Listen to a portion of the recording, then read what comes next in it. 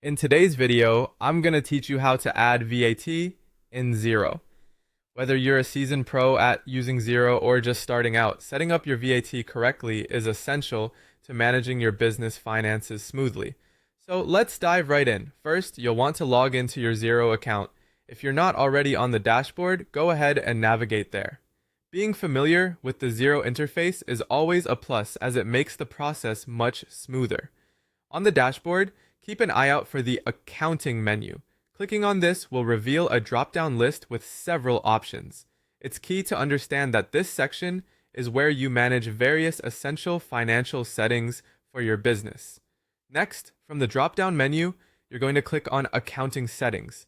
This will take you to a page that houses all your accounting configurations. This area is designed to customize how your financials operate within Xero, ensuring all tax rates and financial nuances align with your business needs. It's definitely one area where precision is paramount. Now, within the accounting settings, find the option named Financial Settings. This is where your VAT details will be configured. Make sure your screen reflects this area because here, we're narrowing down the specifics for your VAT settings. It's a vital part of the process to ensure every transaction aligns with tax regulations and reflects appropriately in your reports.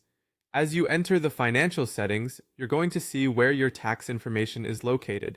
On this screen, the VAT settings can be adjusted. Take a moment to review the current settings displayed. It's always good to double check and ensure they match your expected tax requirements.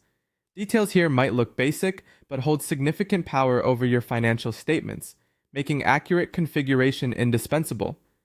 Once you've verified everything and, if necessary, updated your tax settings, you'll want to look for that all-important Save button. Clicking Save will ensure all your changes are captured and applied. It's easy to overlook this final step, but it's crucial because without it, all the adjustments you've made will not be stored and could lead to discrepancies later.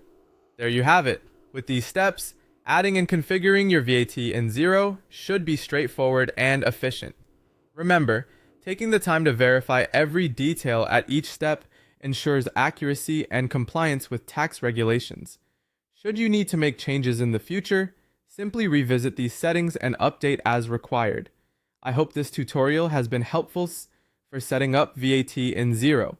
Stay tuned for more insightful video guides to help you navigate the world of business accounting software.